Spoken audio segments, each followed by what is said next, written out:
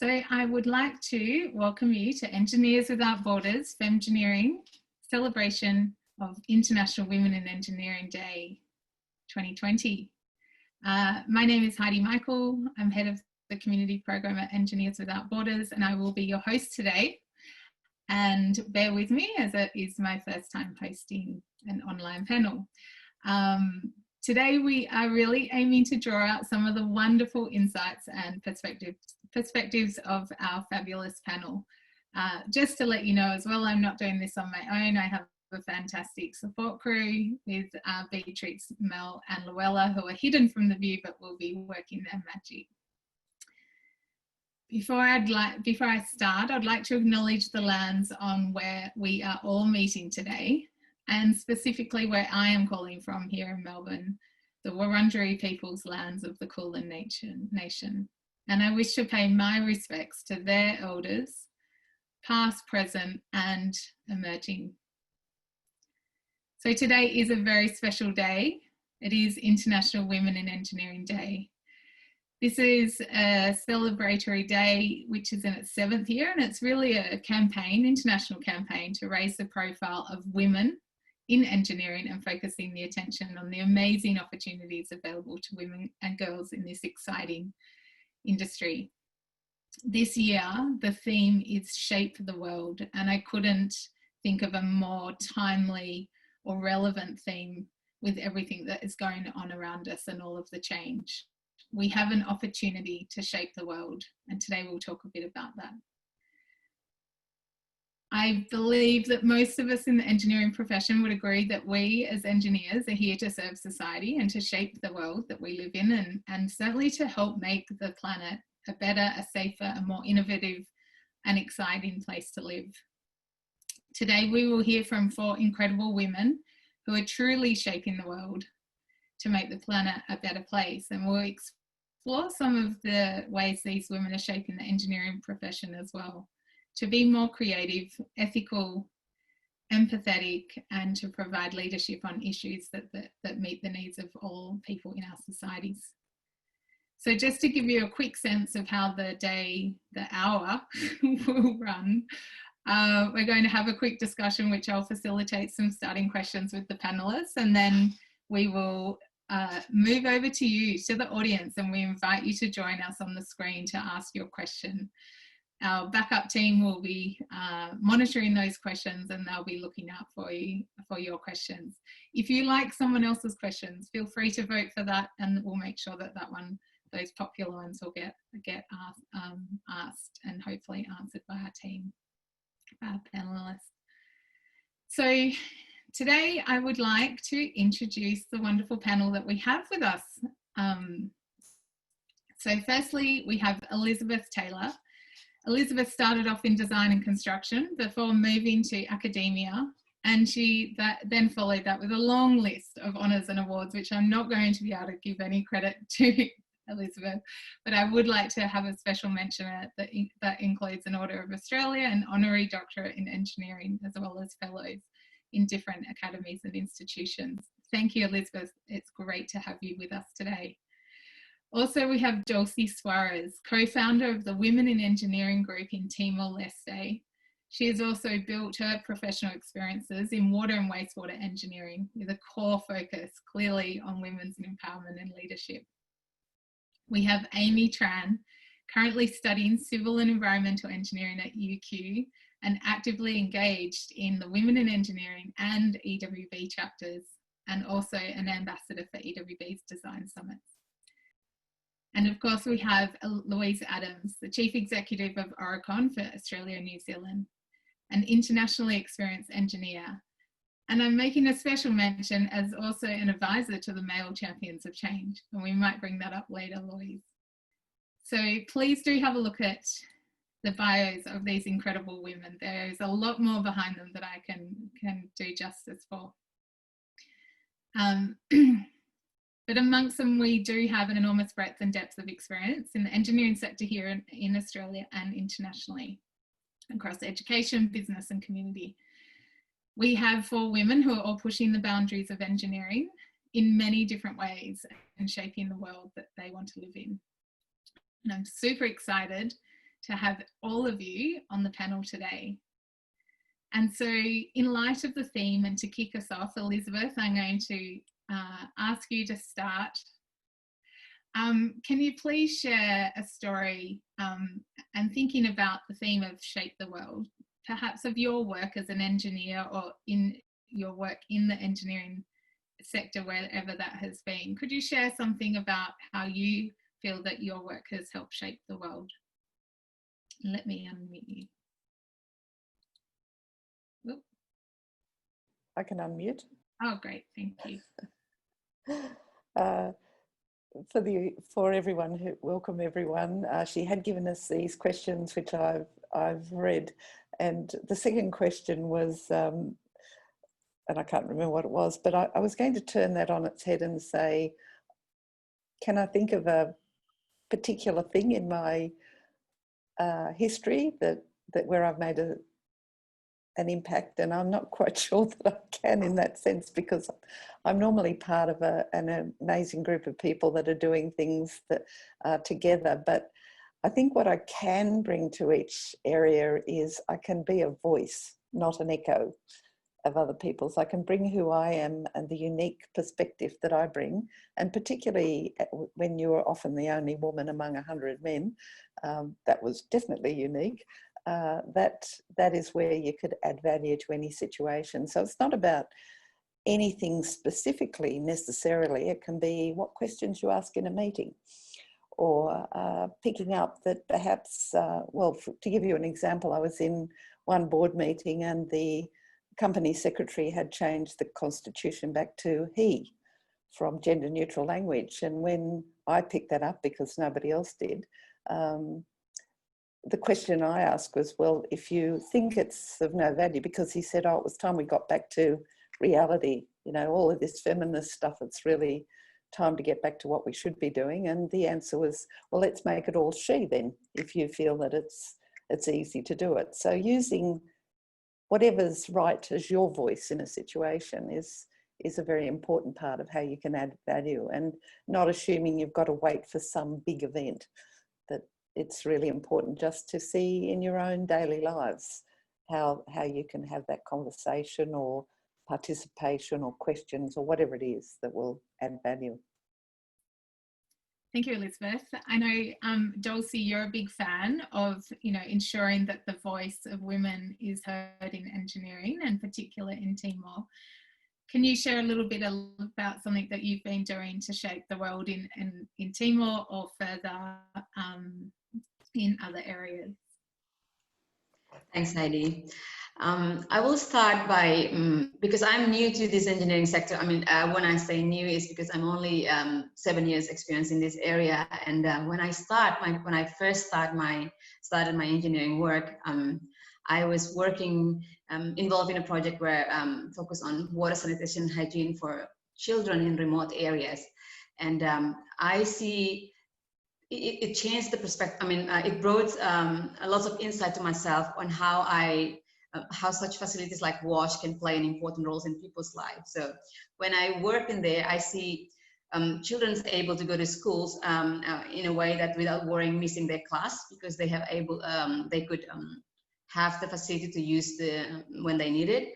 And often through the work that I do, I have a discussion with the community in the remote areas where they always say that they always struggles when there's no toilet, and then it brings a lot of risk to women out there. So I guess my involvement in the engineering area is by, like what Elizabeth was saying before, being the voice and promote what I could do to support my community. Other thing I would like to add is more about the Women in Engineering platform that we created here in Timor-Leste.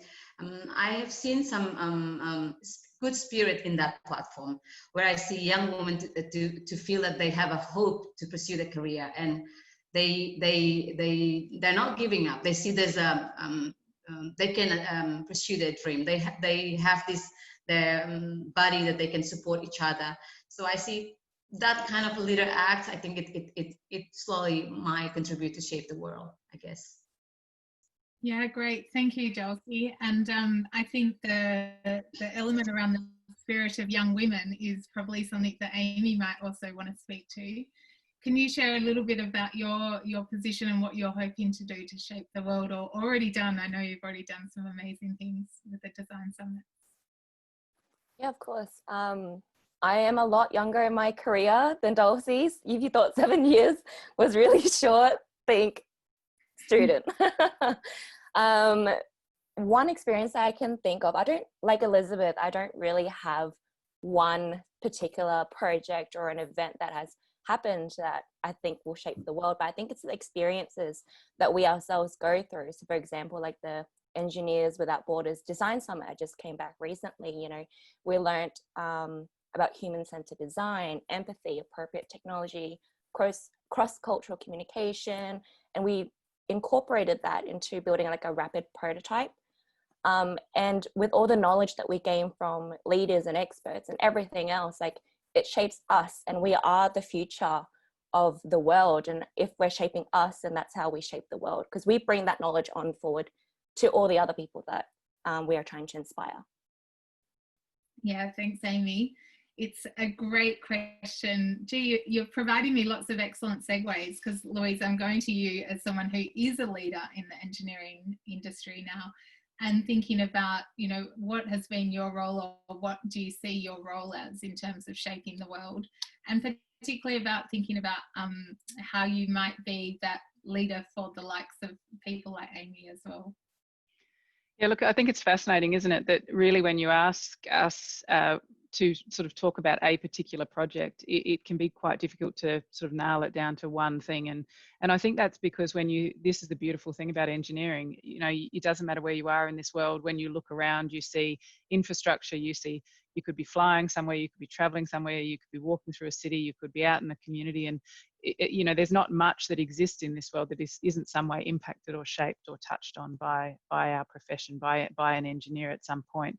And therefore there's a hell of a lot of responsibility on us to ensure that infrastructure is fit for purpose, is, you know, that we start to better shape infrastructure into the future, so that it you know, so that it meets the needs of a very quickly evolving world. And we've certainly found that in the last 3 months, if we already didn't know it.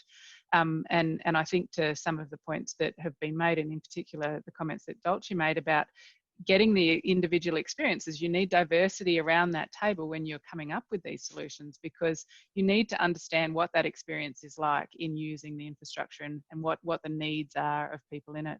I think for somebody like me, and particularly when we're talking about getting women into engineering, when I go back in my career, I was one of only 2 female engineers that studied civil engineering out of a group of about 50. And then coming into the industry, you know, there weren't a lot of role models. So I think for myself, and I'm sure Elizabeth, you would agree, that it's a real importance. It's a real, you have to be willing to stand up and be a role model for the young women coming into the industry.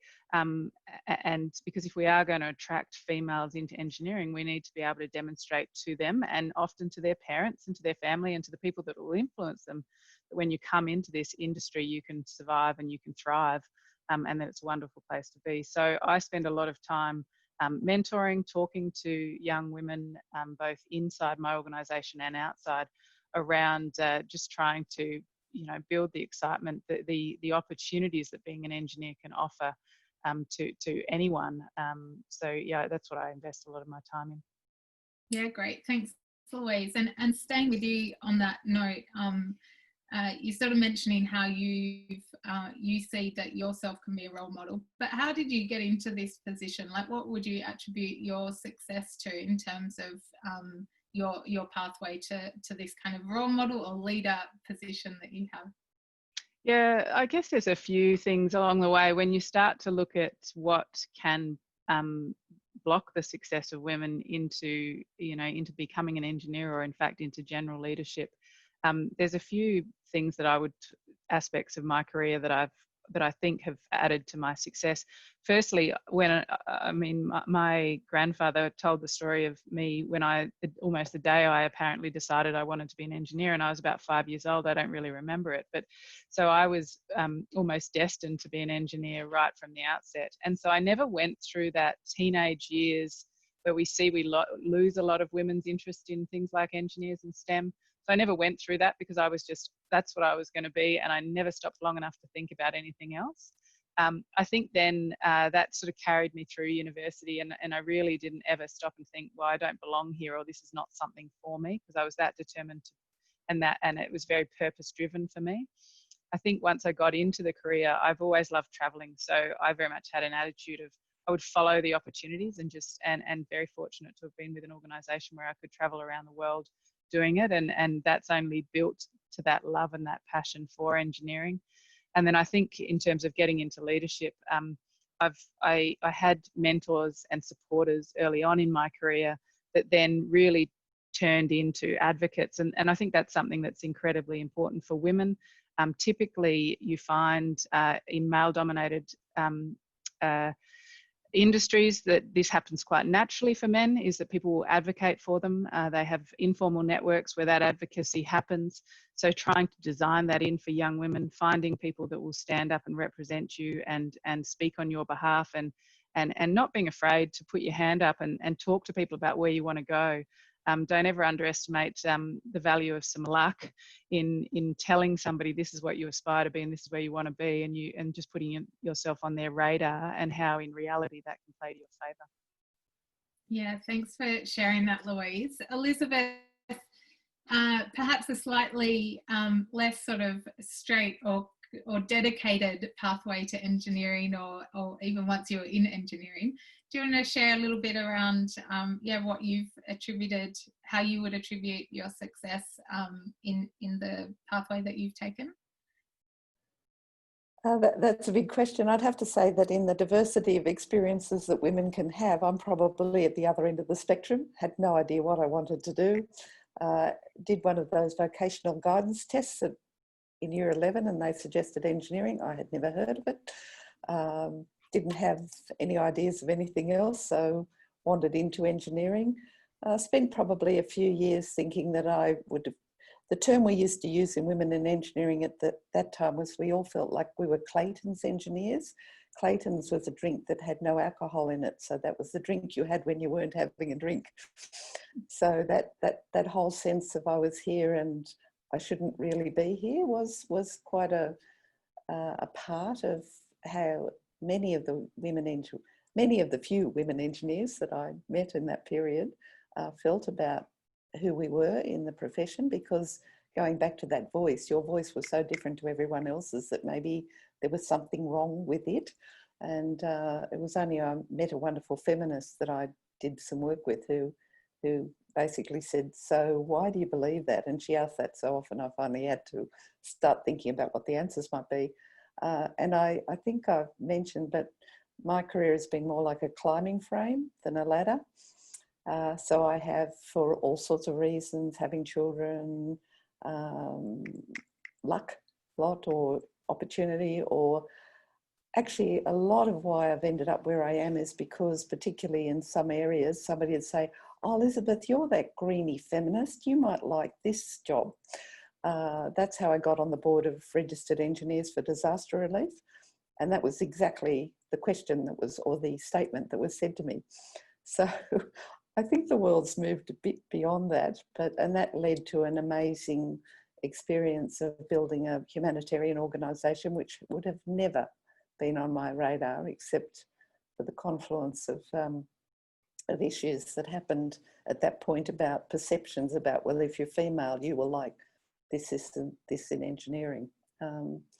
And it's moved from there. I've never had sort of role models particularly, and I've never had mentors because that was really not part of the reality that I lived in at the time. I certainly think they're very good.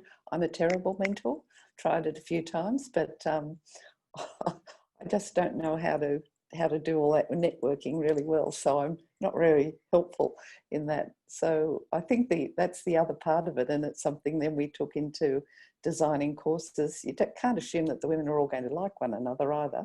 And they shouldn't be set up to be the person that's going to educate the rest of the group. So sort of that whole dynamic of being allowed to be yourself, being allowed to have likes, dislikes, being allowed to be human as well is really important part of who we should be allowed to be as people.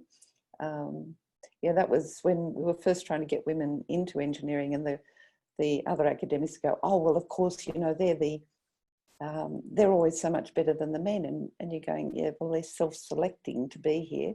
And I'll be pleased when we have enough women that it's okay to get a pass degree, because that means we really do have equity at that point. Yeah, great. We've got a lovely comment there from someone in the chat that we need more greenie feminists there, Elizabeth. You might have not been a mentor, you might be inspiring others to go down that pathway regardless.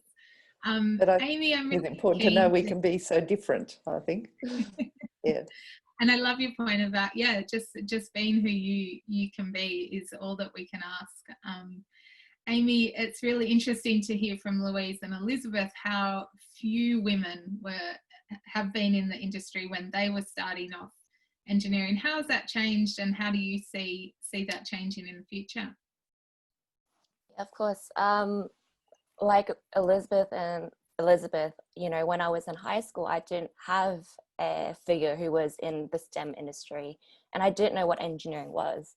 And I didn't make it my first career path, because I'm like, how on earth would a diverse student like myself thrive in engineering? Like, it's such a male-dominated industry. So I did business, and then I was like, that's not enough. Like, I want to do more. I want to make a positive impact on the world, but I was like, I don't know how. I reflected, and I remembered I enjoyed maths and physics in high school. And engineering kept coming to the back of my mind. I don't know why, but it just kept coming back. So I did some research, and I was like, okay, it looks like there's more females now. Maybe we should join in, see what will happen. And I didn't go in knowing that engineering was the right path for me. I just like, let's just wing it, give myself 2 years to learn more about engineering. And if I don't like it, drop the degree, find another passion, do something else. So yeah, in the 2 years, I've learned so much about females in engineering. Like, we at UQ, we've got a Women in Engineering program, which are funded by our diverse industry partners. And I am one of them this year. So we were able to do a lot of school outreaches for students, and just to broaden and expand that network that I wish I had when I was in high school, to introduce engineering to students, like, and make it a possibility. And there's more students joining in engineering now, which is really, really nice to see. And that I learned in the 2 years with the help of our leaders that, you know, diversity isn't a limitation in engineering. It's actually thriving, and that it's what is needed to change the world and what we need to shape the future. And I hope it continues. I hope we get better. And I think we can, with all the programs that are being put in place, with all these amazing leaders here. Like, I'm learning so much, and I can't wait to like spread that knowledge on to everyone else. Great, thanks, Amy. Dulce, I'm going to jump into your space, and very much coming from a very different culture to Australian culture, and in terms of the engineering sector. Do you want to share a little bit around how that space is for women in engineering, women in the engineering industry, but also what do you attribute your success to in that space? Thanks, Heidi. I guess I would start by saying, how would I attribute my success to, by saying that through my life experience. Given myself grow up in a country that in many years, almost for 24 years, fighting for its independence. And when coming on that time when we have the country crisis, often the community learn how to be resilient over and over and over. And that shaped me to become a person that in a way that I'm confident, because been through quite a lot of situation. But when I came back to my country after the crisis, I saw a lot of building was destroyed in a way that all the construction destroyed. So I have that click moment in myself that, how would I say this? That click moment is like, how could I also contribute to bring back or to build back this construction that has been destroyed? So that click moment is when I say to myself, I want to become a person who later on in the future to involve in reconstructed building back. So then I explored that what is the career that can involve me in that area. So become an engineer is one of the career that I would like to pursue to contribute back to my country by building back the construction that has been destroyed. So that motivates me to become more confident and like a hard work, persistence to always wanted to learn more and how could I give back to my society. So by seeing myself experience the challenges, I would like to turn these challenges into an opportunity for my other fellow women through the platform that we created here. Because I often through my experience, I don't want them to see that pathways again, like what I experienced, but I want them to see in different perspective. I want them to see more positive that, yes, I could do that. And if my fellow women there can prove that they can do that, I will also can do that. So that platform is just sort of platform. We motivate each other. We feel like we're not alone. We have buddy to go through the process of challenges, the pressure from the society and others, that we could overcome that and then become who we want in the future, I guess. It's amazing. Sorry, I'm a bit emotional. It's great, and it's very inspiring, and me knowing, you know, everything that you've gone through to be the amazing, inspiring woman you are for many other female engineers in Timor and elsewhere. I know the Women in Engineering group there, as soon as you started the work and establishing that, the numbers grew very quickly, and quite to a large group now. And so I think you inspire a lot of women there. So it's great to see your passion in this space. I'm going to ask just one more question of the panel. No, we might, well, certainly see if there's any questions from the panelists yourselves, but then we might go into the audience and see who would like to come on board and ask a question there. Just sort of thinking about, you know, it's very much a Women in Engineering Day, but it's engineering is men and women in this space. Elizabeth, we had a bit of a chat around some of the thinking of feminism and masculine traits in terms of engineering, and you had some different insights onto that in terms of humanity and empathy. What do you think the role is in terms of shaping the world for engineers, for both women and men, and how do the is there a different role for men in this space to support women in engineering? Oh, you ask such simple questions. Yeah, I suppose I have a slightly different perspective on it, and that's not to deny the power differential that has created the environment that we do live in. And I suppose that my concern would be if we fed into that in a negative sense, we would just recreate a different type of hierarchy.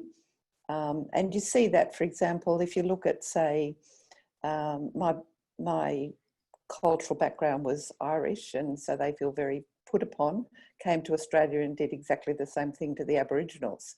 So it's that sort of sense of let's try and move the debate to we are humans living in concert with a fragile ecosystem that we need to respect rather than sort of destroy as some sort of super being, and use our experience of what it is to be disempowered to create a level of energy and understanding that will shape the world towards a different dialogue about how we engage back, even with men or with any other part of our community, that rather than just, right, well, we're going to be the next generation of powerful destroyers of everyone else because we've found our power.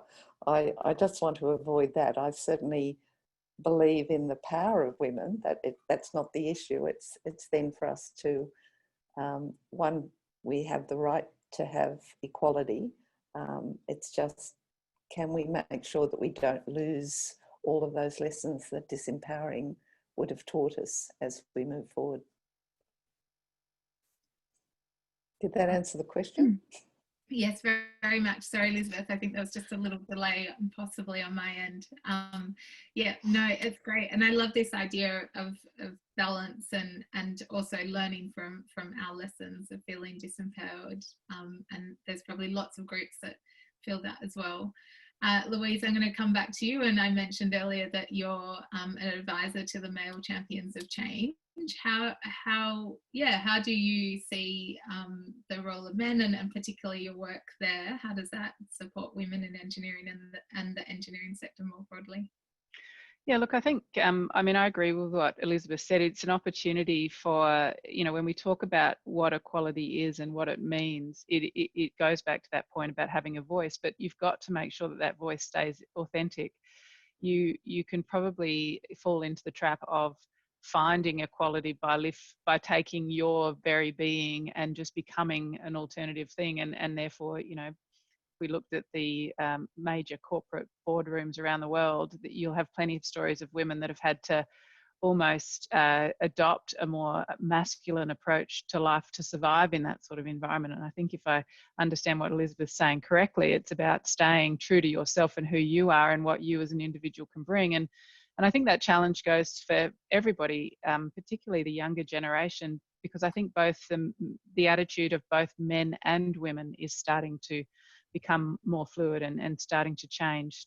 So we, you know, the last thing that we want to do is to try and take everybody and mold them into something that we perceive as being successful, rather let people be successful in and of them, you know, their own authentic selves. I think, you know, the role of, so the Male Champions of Change movement is a particularly important movement, I believe. Elizabeth Broderick set that up a number of years ago when she first recognised that if you are trying to, at its very core, change a system, you know, a system that has built a norm, particularly in the corporate world, then you have to recognise that if you try and fight up against that system from the outside, you're going to continually hit a bit of a brick wall. So rather, you need the people that own that system to be the champions of that support, of that change, and to be driving that change from the top. And so that was really the conception of the Male Champions of Change movement, was to say, well, let's go straight to the top of corporate Australia, or top of, you know, in government, and traditionally and still typically, unfortunately, that is mostly men, and get them to be the champions of that change. And so I sit on the there's a number of these champion of change movements, and I sit on the Consult Australia one, which is made up of the CEOs of the top tier of engineering consultants in Australia. And I mean, it's a great group of people to be part of, but they are driving this change into organisations, the broader, all the topics that you associate with creating greater gender equality. And I think the observation I would make is a lot of the policies that fall out of that around flexible working and around parental leave and these sort of very specific policies, you know, the outtake that I would say is you find that they are equally as good for men as they are for our women. You know, there's such an uptake of these from so many of our people. If I reflect on Oricon, the feedback we get is that it's what people want of their employers. It's what people want, that greater balance between work and life, and that helps facilitate it. And the parenting piece, you know, I think we are slowly starting to see changing attitudes in that regard as well. A lot of young men want to play a very active role in being a parent, and they want to be given the right and the time to do that. So yeah, I think it's exciting times from that. But the Male Champions of Change movement is important, but still a lot of work to do. Great. Thanks, Louise, for sharing that. And I am conscious of time, and I know Dulce probably has a bit to say, but we're going to bring in an audience member, and I'm just going to try and find Beatrix to bring her to help me out. I think we have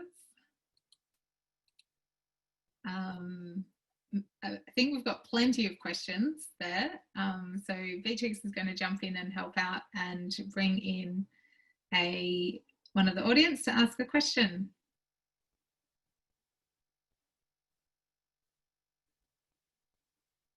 So while we're doing that, actually, I will jump to Dulce, because I was keen to hear your perspective, and Timor-Leste being a, you know, culturally and, you know, a society that is very patriarchal, as well as an engineering industry. Did you have any thoughts on how you're approaching that element of the role of men and women in the engineering industry in Timor? Yes. Initially, when I see the society that we have, like the culture, the very patriarchal, opportunity often given to men, and even right when you're born, always in your family, always say that everything that belongs to the family belongs to the man. So at the beginning, when we started this platform of women in engineers, we were thinking to just create a safety platform for women to voice out their opinion or express their ideas.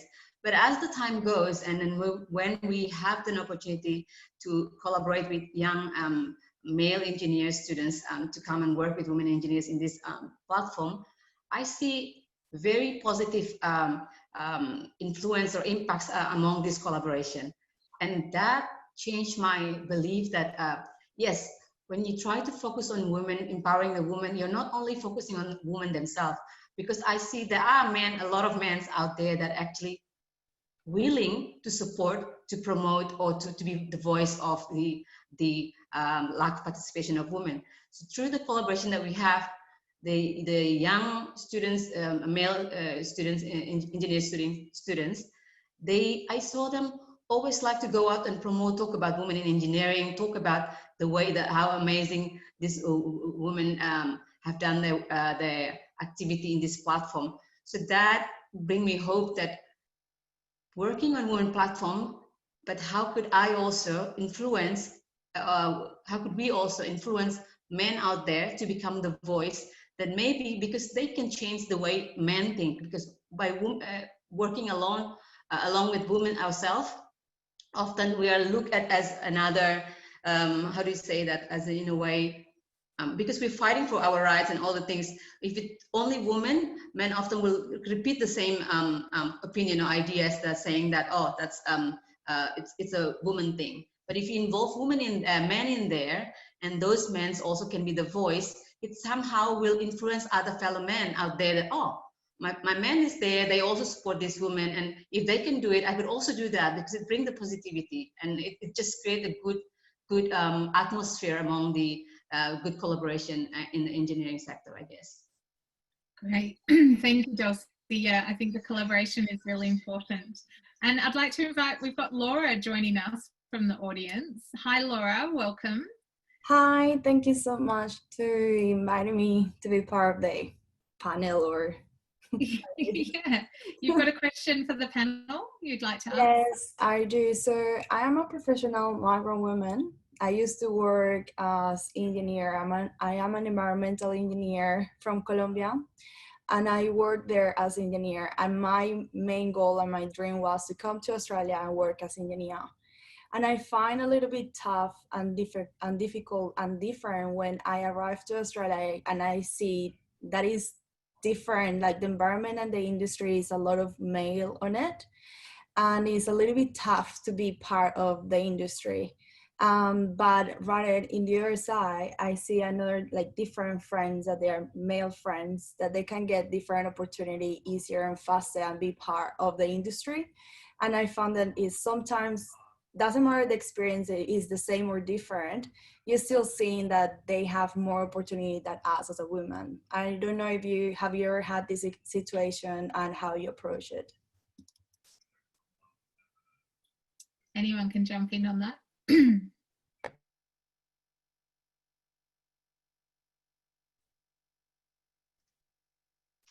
Well, look, I'll jump in. I can't necessarily say I have had that experience. I mean, I've, you know, I'm clearly not a migrant to Australia, but, and I guess it is something when I hear this stuff, I find it a little bit deflating, because I think we've done so much in this space. And there's a part of me that when I talk to my organisation, when I talk to the Male Champions of Change, and we all say how desperately we want more women in engineering, I kind of just have this perception that there must be nobody out there waiting for a job, because surely we desperately want them all you know, in our organisations and involved in the industry. So it is definitely a challenge. I think maybe, Laura, one of the things, and I don't, you know, and maybe you've already tried this sort of stuff, but is to perhaps focus on women in engineering organisations. You know, you could perhaps go Engineers Australia, have some women in engineering organisations in most of the states in Australia, and perhaps connecting into them. They usually, because they can have events and the like, similar to this, where you can get fairly practical information on getting involved. And also then approaching some of the, you know, like I would say for an Oricon or the tier 1 cohort, you know, writing into those organisations and seeing if there is opportunities and approaching, being quite direct in your approach, trying to get contacts through LinkedIn, get your name in front of, you know, and your CV in front of those sorts of organisations, because as I say, we're all pretty openly admit that we work very hard on building our pipeline of female talent. I know that there's some work being done in the industry around particularly focusing on migrants. You know, John Holland have a big focus. They did a big piece on trying to find out where there were migrant workers in Australia who had engineering and technical accreditations that were unable to find work, and there was a surprisingly high number of them, and focusing on how do we bring them into the industry. So that's, I guess, a couple of the things that I would recommend, and you might find that particularly if you join some of those Engineers Australia places, you'll find you're able to join panels or join events where you can get further tips from there. Thank you so much. Elizabeth, did you have something that you wanted to add there? No, I think that Louise said it eloquently. Okay, lovely. We might move to the next question. Laura, thank you so much for jumping in and saying hi and asking your very important question. And we now have David joining us. David, thank you for jumping in, and I think you've got quite a juicy question for the panel. Do you like to unmute and you can share your question? I'm unmuted? Yes, you are now. Yeah, I've lost my question when I was switched over. The questions popped up to only the new ones from recent. As Elizabeth well knows, I've been a champion for more women in engineering for a bloody long time. Goes way back, Elizabeth, doesn't it? And just by the way, I am an honorary woman. The Women in Engineering Committee in the late 90s conferred that after remember the CREW project, Elizabeth, that we did? And Dulce, I have to say, I love the fact that you bring emotion into your work. That's lovely. I've been told often not to get emotional about engineering. The question, you can probably see it, I've lost it, so I can't, but it's about the philosophy behind engineering. And my question is, I've not been able to find a philosophy of engineering anywhere. I mean, I think I've got a philosophy of environmental engineering, but not of engineering per se. And I think that that's the problem. We are selling the wrong product to women. Engineers Australia has spent a fortune sort of promoting and advertising to get more women. And I argue that the product is wrong. And then the old fart engineers on and our committees and so on say, oh, David, you can't change engineering. Engineering is just engineering. Well, I think it's more than that. And the fact that we don't have such caring for nature and building proper society things, they're not taught. I teach it now through UQ and Southern Cross, University of Southern Cross, and at QUT when I was there. But they're missing in our education. And I'd like your comments on that. How do we change the product? No, I might direct that one to Amy straight up, because I think, you know, you're looking at engineering, possibly you're starting to change the philosophy from your generation and your graduate cohort. What do you think perhaps the product should be there in relation to David's question? Yeah, of course. Really good question, David. Very, very good question. I think as a student, you're right. There is a lot of the subjects and courses that don't really target or redefined engineering. It's been set as is for such a long time. Like, I know that UQ only just introduced a humanitarian engineering course, and like, how long did that take for us to get to where we are now, you know? But I hope that, you know, with the voices that we are, and with luck, that there are enough people or lecturers, and introducing new lecturers or tutors, whatever it is, into schools with new ideas that can redefine engineering and shape and reshape our courses in a way that we have a different perspective into engineering. Like, I know that the courses we do now, it's so different in comparison to when we go and have our VAC work, or when we do our experiences. The technicalities don't really translate too much with it. And I find that really lacking. So I hope if we can bring that into our courses and bring that forward, hopefully we can delve a certain way and have new ideas towards it. Yeah. Good. Louise, I'd like to hear your perspective on this, particularly dealing with men in your company. David, I mean, I think it's a fabulous question, and I think you're spot on. I could talk about this forever and get really philosophical about it. I think that I use the term that it is the age of the engineer. When you look at the complexity of the issues that are facing the world, you know, be it climate change, be it the pandemic we are still experiencing. You look at food and energy and water security, congestion, all of these extremely complex issues, and we do have a brand problem, I feel, in Australia with engineering. We don't have enough kids wanting to be engineers, full stop. And then you add on to that the fact that we are missing 50% of the population in amongst there. It's only, you know, it just adds to the more broader problem. And I loved the way that Dulce talked about her experience in engineering, because this is the opportunity that engineers have. The science is there with these problems. So we have the data, we are looking for the solutions, and the ability for us to rebrand engineering and the impact that engineers have on making a better world for the future of humanity. This, I think, particularly plays into that space of nurturing and caring and providing for future generations, which is, you know, that is a mindset that a lot of that is very dear to a lot of women in particular. So I think you're spot on. It needs a rebranding, it needs a refresh, and we just need to go about selling it in a different way. And I think post-COVID, with the challenge that the world is going to face the next 10 years, is a great opportunity to do that. And I would also say that what COVID has shown us is engineers, for the most part, have had to stay gainfully employed through this pandemic, because what we do is essential, and that should bring a lot of pride and a lot of and a lot of purpose to what we do as well. Yeah. Thank you, David. And sorry, Elizabeth, the next question links very well, so I'm going to go straight to you. But thank you, David. We are running on limited time, and thanks for joining us on the panel. And we've now got Julie Martin, who's joining us to ask a question, and Elizabeth, a link. I think it links, so you'll be first up. Thanks, Julie. It's a very adjacent question. Hello, everyone. So it really is similar. Interested in the panel's views on how we educate our community and our young people on the vast array of engineering career paths out there, and that it's not simply a high-vis and hard hat future. Having said that, I work for CIMIC Group in a hard hat and high-vis company, but there's a lot more out there. And I guess I'll add to that now, given the previous question and the commentary. What's Engineers Australia's role in and accountability in helping this rebranding process? Ooh. Elizabeth, would you like to jump in?